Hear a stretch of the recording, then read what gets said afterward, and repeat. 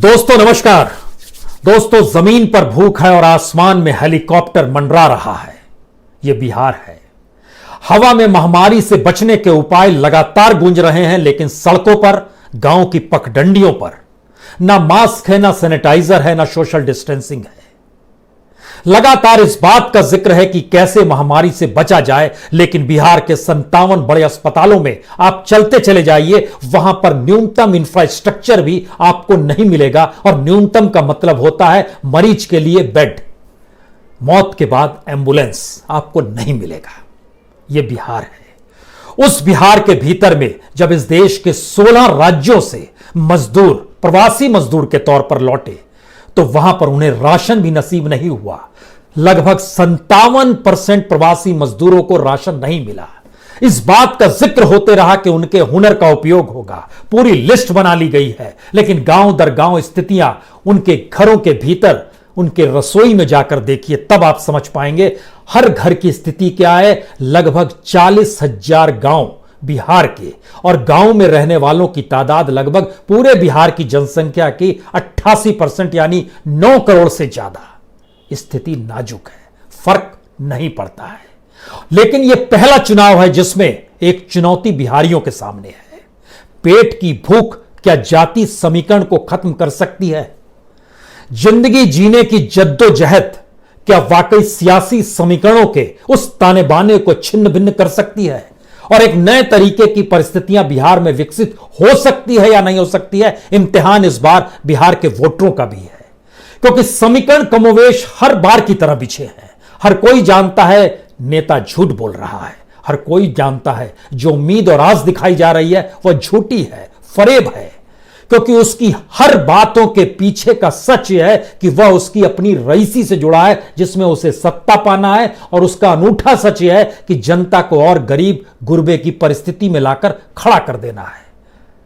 चाहे वो जीडीपी का जिक्र कर लीजिएगा जो 2005 में थी, चाहे जीडीपी का जिक्र कर लीजिएगा जो प्रति व्यक्ति आय थी, चाहे जीडीपी के जरिए इंडस्ट्रीज में काम करने वाले मजदूरों का जिक्र कर लीजिएगा। 2005 से सफर करते करते 2020 पे आ जाइएगा, कोई अंतर आपको नहीं मिलेगा। उल्टे बेरोजगारी और बढ़ेगी, मुफलिसी और दिखाई देगी, गरीब गुरबों की तादाद और दिखाई देगी। उनके भीतर का गुस्सा दबाने के लिए अलग अलग समीकरण खड़े हो गए हैं, जो जाति के नाम पर इसलिए रेंगते हैं क्योंकि यह आस और उम्मीद जताई जाती है कि अगर आपकी जाति का व्यक्ति जीत गया तो वो कम से कम आपकी बात तो सुनेगा। दूसरी जाति वाला तो आपको रौंदते हुए निकल जाएगा, फिर आप क्या कीजिएगा। लेकिन आज जरा इस पूरी राजनीतिक बिसात, इसके सामाजिक आर्थिक स्थितियों को समझ लीजिए। बिहार में एक तरफ जनता दल यूनाइटेड और बीजेपी का गठबंधन है। जनता दल यूनाइटेड के साथ जीतन राम मांझी की हम पार्टी है, और दूसरी तरफ बीजेपी के साथ विकासशील इंसान पार्टी, जिसको वीआईपी पार्टी कहते हैं, जो सानी यानी मल्ला यानी निषाद है।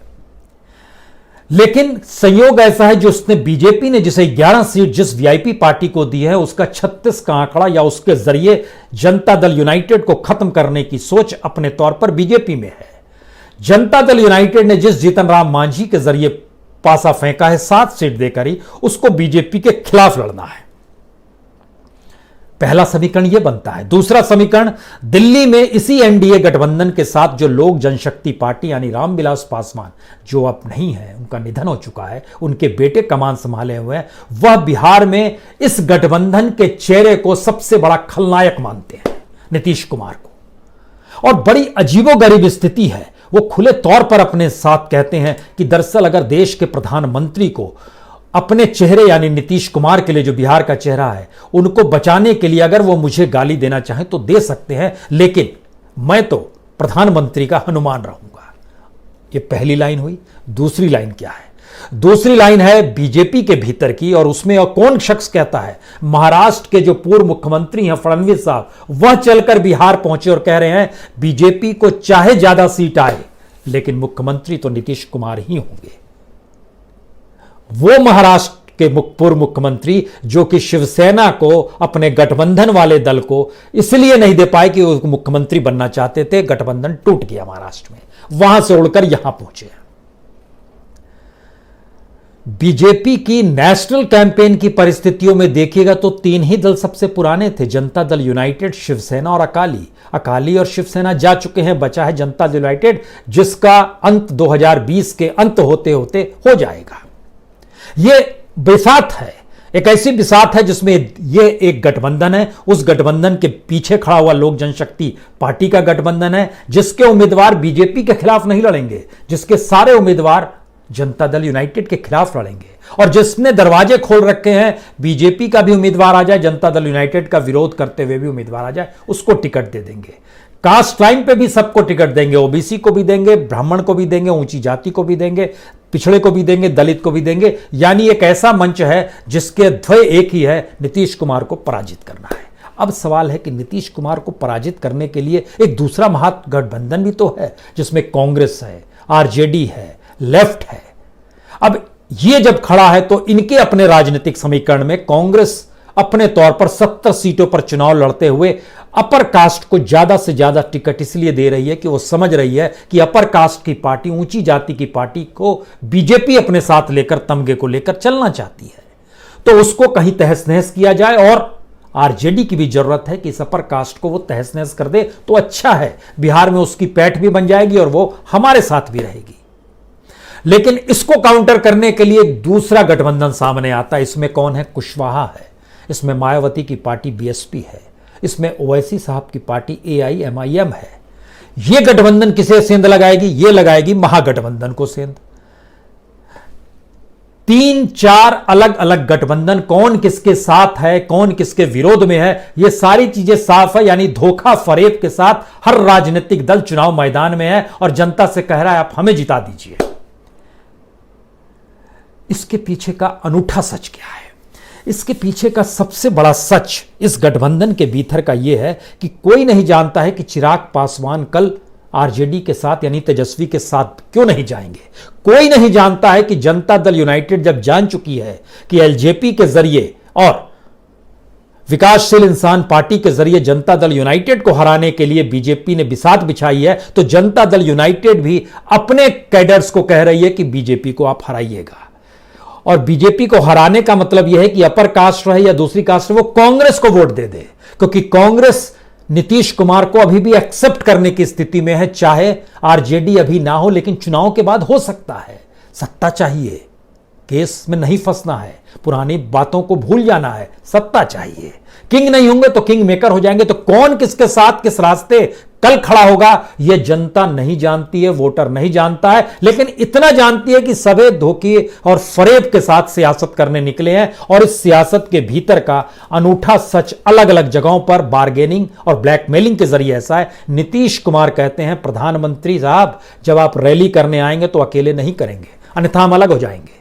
जो भी 12 रैली होगी वो आप हमारे साथ करेंगे, यानी हम दोनों एक मंच पर होंगे। मैसेज क्लियर जाए। शायद राजनीतिक तौर पर 2014 से सत्ता आने के बाद नरेंद्र मोदी पहली बार इस गठबंधन की इस सियासत के इस चक्रव्यूह में आकर फंसे हैं, जहां पर नीतीश कुमार को साथ नहीं रखे, चुनाव तक तो मुश्किल, और चुनाव के बाद नीतीश को नहीं भगाया तो मुश्किल। और इस चुनाव के दौर में, चुनाव प्रचार में उनको हर मंच पर नीतीश कुमार के साथ रहना है। 12 रैलियां होंगी। शुरुआत इसकी सासाराम से होगी। सासाराम जी जगजीवन बाबू का इलाका इस तौर पर माना जाता है। यहां गांव है चंदवा। और जब जगजीवन बाबू का निधन हुआ था तब पटना के एक अखबार ने हेडिंग लिखी थी, चंदवा के चांद डूब गई। पहचान उसके बाद दलित के तौर पर पासवान ने अपने लिए बनाई, दलित राजनीतिक पार्टी के तौर पर मांझी ने बना ली। अलग अलग लोगों ने अलग अलग विसात की, लेकिन जगजीवन राम बाबू जैसा कोई भी राष्ट्रीय नेता इस देश के भीतर उसके बाद नहीं हो पाया। यह भी सच है। और इस समय अठावले एकमात्र हैं जो बीजेपी के साथ सेंटर में खड़े हैं, यानी सारे गठबंधन के लोग भाग जा चुके हैं। अब सवाल यह है इसके बाद बिहार के भीतर में होगा क्या। और बिहार में अगर 2015 और 2019 के बीच हम लोग खड़े हैं तो बहुत साफ और बीजेपी ने क्लीन किया। याद कीजिए 2015 में बीजेपी ने 2 मुस्लिम कैंडिडेट्स भी खड़े किए थे। एक पूर्णिया में आमोर सीट हुआ करती थी, है अभी भी, सबा जाफर वहां से खड़े हुए थे। और किशनगंज से कोच धामन सीट है वहां पर किशनगंज की, वहां से अब्दुल रहमान खड़े हुए थे। इस बार बीजेपी ने साफ किया एक भी मुसलमान को हम टिकट नहीं देंगे। हम ज़्यादा से ज़्यादा चाहते हैं अपर कास्ट की पार्टी हम रहें, बाकियों को नीतीश कुमार संभालें, उनसे नहीं संभलेगा तो उधर एक दूसरा शख्स है ही चिराग पासवान, इधर वीआईपी पार्टी है ही, इन सबसे चीज़ों से मैनेज होगा। हम लोग को इस रूप में खड़े होना है। और याद कीजिए जो खास तौर से सीमांचल का इलाका कहा जाता है, जिसमें ओवैसी साहब पैठ लगाने की कोशिश कर रहे हैं और वहां पर चीज़ें खारिज करना चाहते हैं, उसमें खास तौर से किशनगंज, कटिहार, अररिया, पूर्णिया, ये ऐसी जगह पर है जहां पर 40 से 70% तक की आबादी माइनॉरिटीज यानी मुस्लिम्स जो है वहां पर वो मेजॉरिटी में है। यहां पर हिंदू माइनॉरिटीज में आ जाते हैं।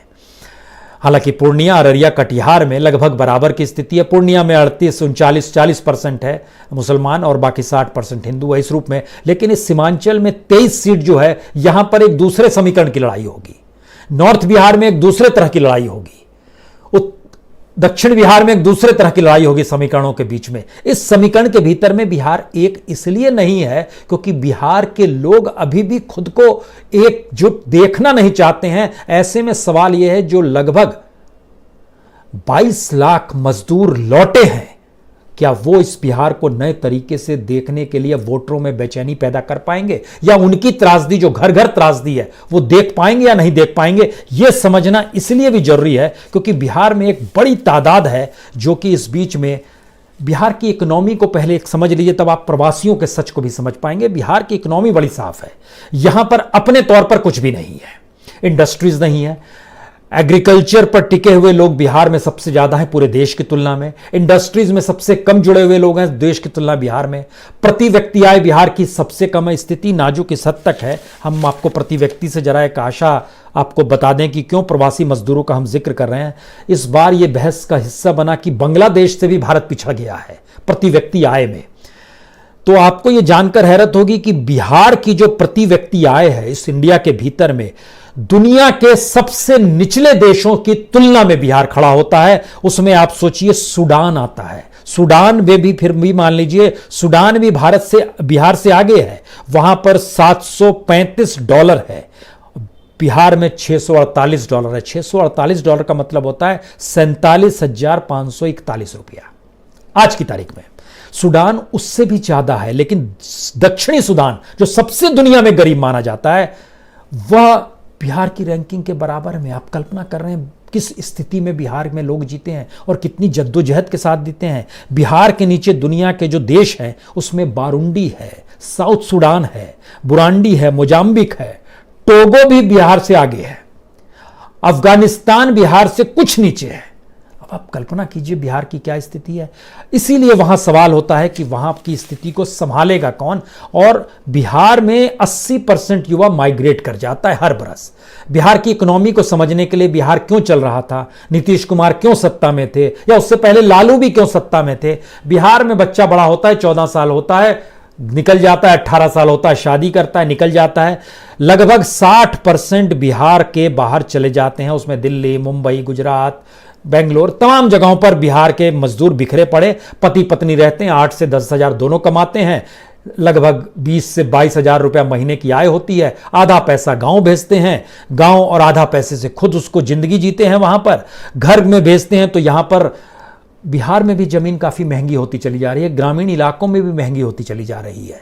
शहरों में भी जो बहुत कम शहर हैं वहाँ पर भी अब अपार्टमेंट्स बनने लगे हैं। ज़मीन पे मकान खड़ा करना सबके बस की बात बची नहीं है। तो एक इकोनॉमी जो है बिहार की वह मजदूरों के जरिए आ रही थी और पहली बार एक ऐसी स्थिति आई जिसने इस देश को चरमरा दिया। इस देश को चरमराने से पहले केंद्र सरकार के 2 निर्णय पहले ही बिहार को इफेक्ट दे चुका था, वह नोटबंदी और जीएसटी का था।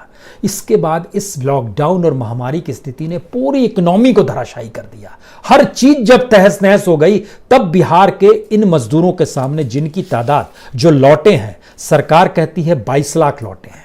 सरकार ने कहा हमने हर 22 लाख लोगों को लगभग 1,000 रुपए दिया, यानी 220 करोड़ रुपए हमने बांटे हैं। बिहार सरकार का यह दावा है।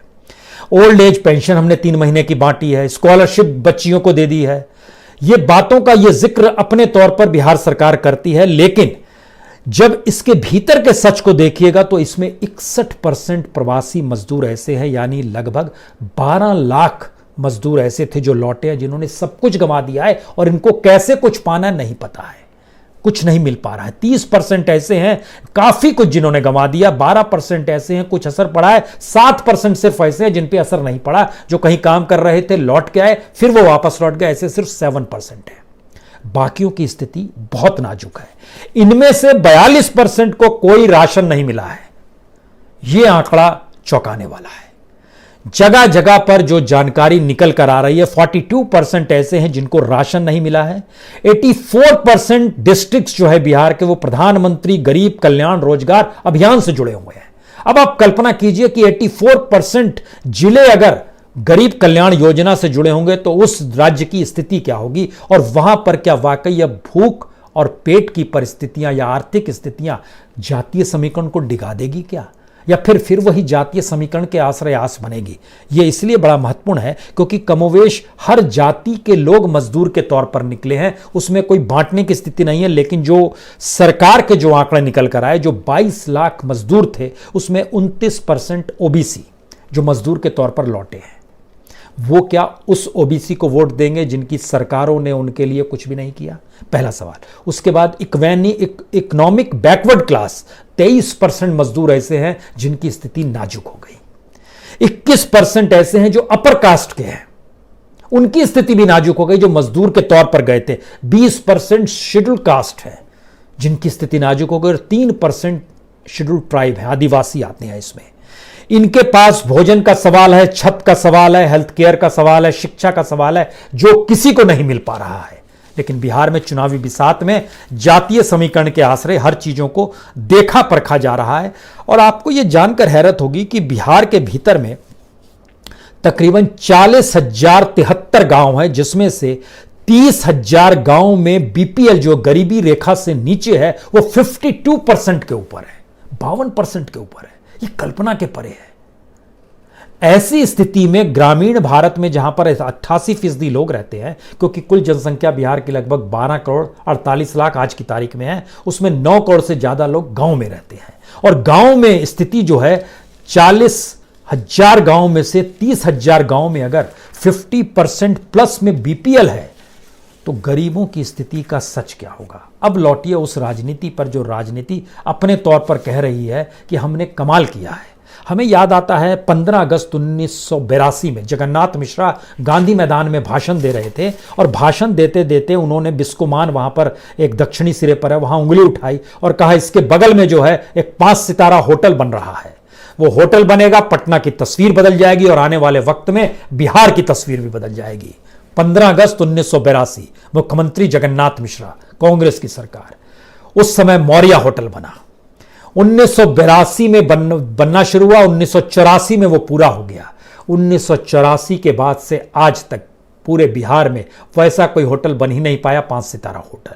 और आज भी राजनेता जब पहुंचते हैं तो जिनके पास सबसे ज्यादा पूंजी होती है, उनका अड्डा वही मौर्य होटल है। उसी मौर्य होटल के अलग अलग फ्लोर कब्जे में कर लिए जाते हैं, वहीं पर रहते हैं। हर कमरे में पांव थक जाए पांव तो उसकी मशीन लगी हुई है। हर सारी सुविधाओं से लैस है। वहां से निकलते हैं, एयरपोर्ट पहुंचते हैं, वहां से हेलीकॉप्टर पर डुगडुगी बजाते हुए निकलते हैं। नीचे भूखे पेट लोग देख रहे होते हैं कि ऊपर कोई डुगडुगी बजाते हुए निकल रहा है कि चुनाव आ गया। उस पेट के भीतर में 2 अन्न पहुंचाने की स्थिति में ये 5 सितारा से निकलकर हेलीकॉप्टर से उड़ते हुए जाने वाले नेताओं को कोई शर्म नहीं आती है, क्योंकि ये बिहार है और बिहार में चुनाव इस रूप में हो रहे हैं। अब इसके भीतर का सच यह है कि जो बिहार के जो खास तौर से इलाके हैं, उन इलाकों का हम जिक्र कर रहे हैं जहां पर राजनीतिक सरगर्मी सबसे ज्यादा है, जहां पे सबसे ज्यादा कोविड के मरीज मरे हैं। मुजफ्फरपुर, पटना, पूर्णिया, अररिया, मधेपुरा, इन जगहों पर सबसे ज्यादा मौतें हुई हैं जो महामारी के दौर में हुई है। इन जगहों पर सबसे ज्यादा बुरी स्थिति में अस्पताल है। यही वो जगह है जहां पर नेताओं का जमावड़ा अपने तौर पर जमने वाला है, क्योंकि अपने तौर पर इन्होंने जो टारगेट किया है, जो राजनीतिक तौर पर, उसमें चंपारण का इलाका है, कटिहार का इलाका है, मधुबनी है, गया है, दरभंगा है, अररिया है और मुजफ्फरपुर। और संयोग ऐसा है कि ये सारी जगह वो है जहां पर से सबसे ज्यादा मजदूर निकल कर गए अलग अलग जगहों पर, फिर लौट के आए हैं तो इनके पास कोई काम नहीं है। और सोचिए कि राज्य क्या कहते हैं कि नहीं, बहुत अच्छी तरीके से इन्होंने के हुनर का उपयोग किया जा रहा है। जो मास्क बनता है, मास्क पे मधुबनी पेंटिंग बनाकर ये बेचते हैं, अमेजन के जरिए बेच रहे हैं और ई कॉमर्स में दुनिया में धूम मचा हुआ है। मधुबनी पेंटिंग मास्क पे बना के अमेजन के जरिए बेचने को ये मानते हैं कि हमने कमाल कर दिया है। सैनिटाइजर जो होता है उसमें ये कह रहे हैं कि उसमें चित्रकारी की जा रही है। अब कल्पना कर रहे हैं, शर्म नहीं आती है। लेकिन राजनीतिक बिसात है और अपने तौर पर यह बिसात अगर बीत चुकी है तो फिर इसका आखिरी पक्ष यह है कि सारी बातों को लेकर झूठ फरेब खूब परोसा जाता है। सबसे न्यूनतम स्थिति में आ जाइए तो बिहार को कहा जाता है कि यह शौचालय मुक्त हो गया है। लेकिन बिहार के आर्थिक सर्वेक्षण को जब जांचिएगा, दिल्ली पहुंचते पहुंचते लगता है कि बिहार में हर जगह शौचालय है। लेकिन जब आर्थिक सर्वेक्षण देखिएगा पिछले साल का, तो उसमें बताया गया कि गांव में जो शौचालय है सिर्फ 63.8% है, यानी 27 नहीं बना। और बिहार में पूरा बिहार गांव में रहता है, 9 करोड़ बिहार में गांव लोग रहते हैं। शहरों में कहा गया 95% बन चुका है। इसी तरीके से बिजली का सवाल है, इसी तरीके से सड़क का सवाल है। लेकिन सवाल यह था कि जब ये इकोनॉमी चल रही थी तब तो बिहार चल रहा था, अब तो बिहार स्टैंड स्टिल है, रुक गया है, थम गया है। तो क्या चुनाव प्रचार में मौत से खेलते हुए लोग निकल रहे हैं, जो पैसे दिए जा रहे हैं कि आप चुनाव प्रचार में आ जाइए? क्या मौत से दो दो हाथ करते हुए हेलीकॉप्टर देखकर कुछ आस लगाकर, उम्मीद लगाकर ये नेता कुछ दे देगा क्योंकि इस बार सत्ता पाने की होड़ कुछ ज्यादा, ये स्थिति आ गई है क्या? ये अलग अलग गांव झोपड़ियों में जब घुस कर आप झेकेंगे, जो हमारे पास 2-3 जानकारी आई कि जो जिसका जिक्र होता है कि कानून व्यवस्था खूब बढ़िया काम करता है। नीतीश कुमार इस बात का जिक्र भी करते हैं। हमको बिहार से शिवम कुमार सिंह ने जानकारी दी कि वो नवादा का रहने वाला है और गांव उसका है केवली, नवादा में कौवा कोल थाना है।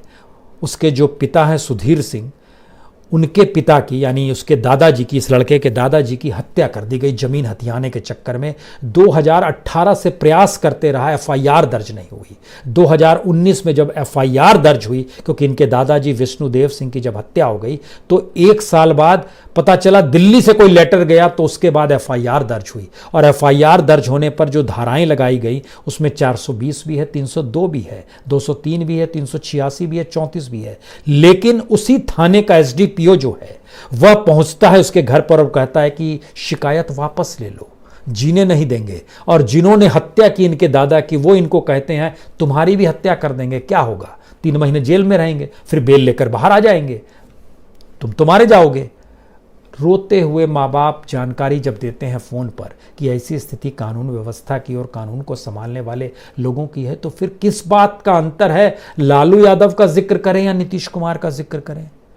रोजगार को लेकर, धर्म को लेकर, तमाम एस्पेक्ट में, जाति को लेकर किस बात का जिक्र करें? यानी बिहार एक ऐसा खुला खेल है, एक खुला मैदान में तब्दील हो चुका है जहां पर जो सबसे ज्यादा झूठ फरेब बोलेगा उसकी बात को मीडिया स्पेस देगा और जनता उसी में लुत्फ उठाएगी, मजा लेगी और वोटिंग दे देगी और अपनी ही कब्र खोदने के लिए उनके हाथों में हथियार दे देती है। अब आप कब्र खोदिए, हम इसमें जाकर सो जाएंगे। ऐसी स्थिति इस बिहार के चुनाव की आकर खड़ी हो गई। ये सचेत बिहार के लोगों को होना है।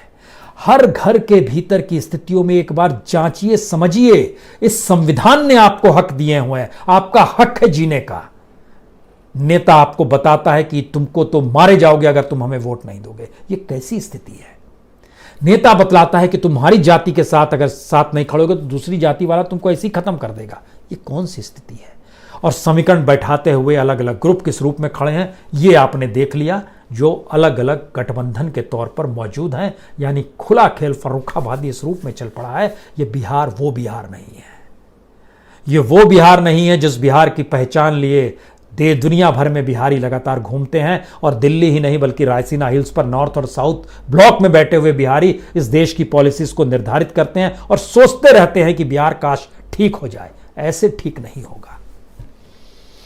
कैसे ठीक होगा ये वोटरों को तय करना है। नेताओं की घृणा की जाए, नेताओं की पिटाई की जाए, नेताओं को बाहर भगा दिया जाए, नेताओं को नए तरीके से देखा जाए, सबसे गरीब गुरबों को चिताकर भेज दिया जाए, क्या किया जाए?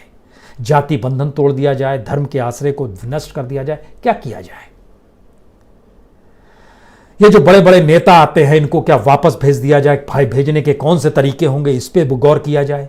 जो दिल्ली से उड़कर पहुंचेंगे और बताएंगे हम बिहार को ऐसा बना देंगे और वैसा बना देंगे, इनको क्या वापस भेज दिया जाए? और बिहार के भीतर रहने वाले जो लोग हैं, उनको बोला जाए तुम हमारे साथ हमारे गांव में एक रात जब तक बिताओगे नहीं, तब तक अगले दिन तुम्हारी रैली नहीं होने देंगे? क्या इस स्थिति से उनको अवगत कराया जाए, जिससे वो समझ पाए भूख क्या होती है, रोजगार क्या होता है, घर की परेशानियां क्या होती है, असुरक्षा की भावना क्या होती है? मुश्किल सवाल है, लेकिन ये बिहार है। बहुत बहुत शुक्रिया, बहुत बहुत शुक्रिया।